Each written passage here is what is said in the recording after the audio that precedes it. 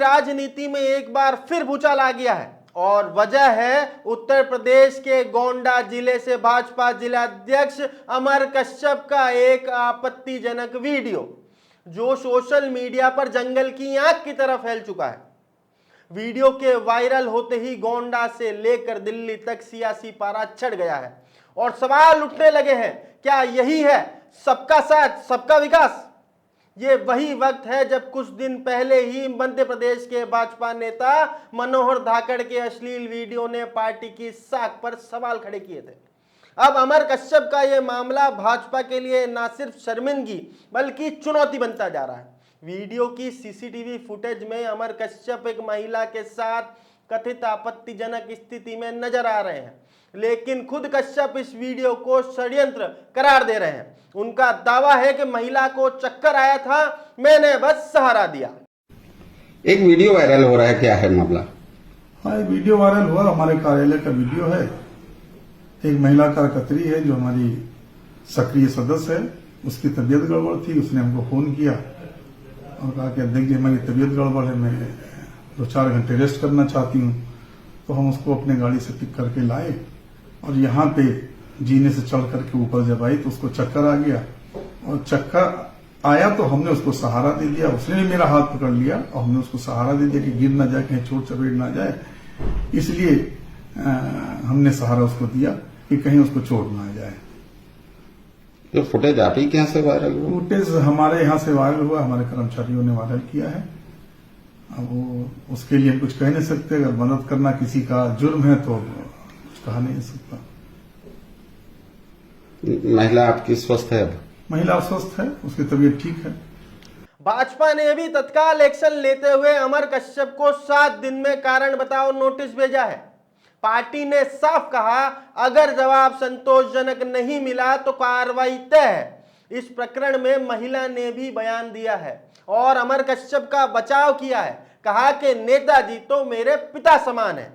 ये सुनिए, मैं गई थी लखनऊ से आ रही थी और रात को करीब 9:30 बज गया था।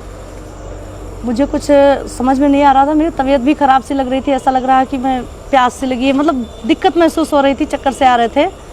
इसलिए हमें कुछ सूझा नहीं। हमने अध्यक्ष जी के पास कॉल किया और अध्यक्ष जी के पास हमने कॉल किया। अध्यक्ष जी से हमने कहा कि अध्यक्ष जी हमारी तबीयत ख़राब लग रही है, हम यहाँ स्टेशन पे फंसे पड़े हुए हैं, हमको प्लीज़ या तो कहीं रुकने का थोड़ी देर रुकने का समय दे दीजिए और या तो हमें हमारे घर भिजवा दीजिए।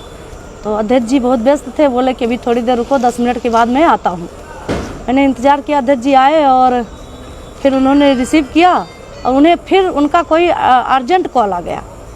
तो बोले कि अभी मैं कहीं जा रहा हूँ किसी को छोड़ने और आता हूँ। फिर अध्यक्ष जी हमको लेके गए कार्यालय पे, बोले कि तुम यहाँ थोड़ी देर ठहरो और मैं अभी आता हूँ। जैसे ही मैं जा रही थी 2-3 सीढ़ी चढ़ी, चौथे सीढ़ी जैसे क्रॉस की, हमें ऐसा लगा कि मेरा हिल वाली सैंडल पहनी थी, मेरा पैर फिसला कि चक्कर सा आ गया। मैं ऐसे हाथ जैसे पीछे की कि सर जी पीछे खड़े थे, हमको थाम लिए और उन्होंने मुझे सहारा दिया। पैर फिसलने से अगर मेरा पैर भी टूट सकता था, मेरी और भी कहीं चोट आ सकती थी, सिर में चोट आ सकता था। बस यही बात है। और अध्यक्ष जी ने हमको कमरे तक छोड़ा और बोले आप तुम यहाँ अंदर रुको, मैं थोड़ी देर बाद अभी आता हूँ तो तुम्हें घर भिजवा देता हूँ किसी से।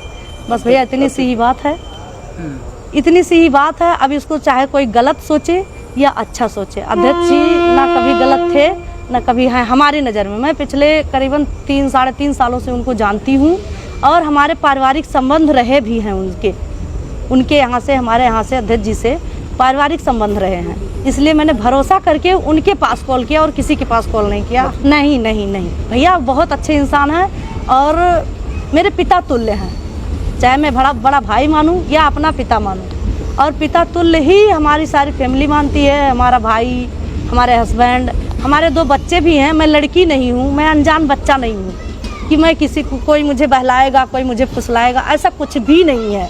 और जो सोच रहा है गलत सोच रहा है। इतने लोग अफवाह जो उड़ाए हैं मेरे खिलाफ, मैं कंप्लेन थाने में कर दी हूँ। अगर नहीं मानेंगे तो मैं मानहान का दावा भी करूँगी, महिला आयोग जाऊँगी।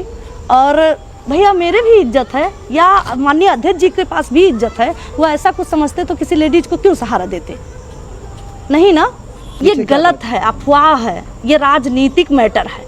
अब ये लोग राजनीति के ऊपर उस पे ले जा रहे हैं, ऐसा कुछ नहीं है। मेरा फैमिली व्यवहार है, फैमिली संबंध है अध्यक्ष जी से। अब पिछले 3.5 सालों से मैं उनको जानती हूँ।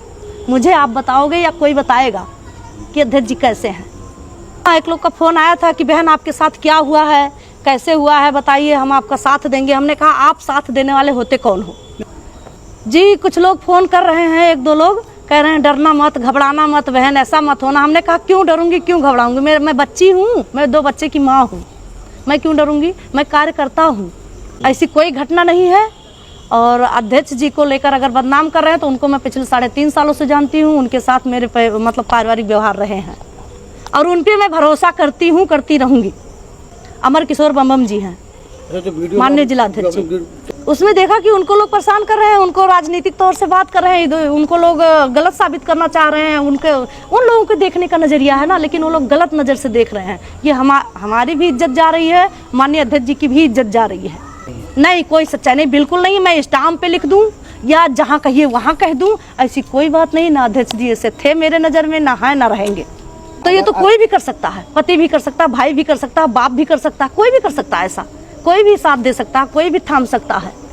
मेरा सर फट जाता भैया, मैं बीमार हो, मतलब कुछ तो मेरी तबीयत ठीक नहीं थी, लेकिन अगर मेरा सर फट जाता मेरे बच्चों का कौन होता? मेरी 2 बेटियां हैं, एक 8 महीने की है, एक पिछले 6 साल की है। वीडियो में दिख रहे दोनों ही पात्रों के बयान आ चुके हैं, लेकिन अब बड़ा सवाल यह है कि क्या यह सच में षड्यंत्र है या कैमरे की पकड़ में सच्चाई आ गई? क्या भाजपा अब भी इन मामलों पर एक्शन मोड में आएगी या इसे भी ठंडे बस्ते में डाल दिया जाएगा? और आखिर कब तक पार्टी की छवि ऐसे वायरल वीडियो की वजह से दागदार होती रहेगी? नेता सेवा करेगा या सत्ता का शोषण? यह वायरल वीडियो महज फुटेज नहीं, यह हमारे सियासी चरित्र का एक्सरे है। सच चाहे जो भी हो, पर्दाफाश होना चाहिए, क्योंकि अगर यह साजिश है तो साजिश करने वाले को बेनकाब होना चाहिए। और अगर यह सच्चाई है तो ऐसे नेताओं को राजनीति से बाहर का रास्ता दिखाना अब जरूरी है। वैसे कैमरा कभी झूठ नहीं बोलता। अगर सीढ़ियां चढ़ने के बाद चक्कर आए और नेताजी ने सहारा दे दिया तो अगली वाली सीढ़ी पर महिला आसानी से कैसे चढ़ गई? चक्कर सिर्फ 3 सेकंड के लिए आए थे या 3 सेकंड तक ही बेसुध होकर फिर सही हो गई? नमस्कार,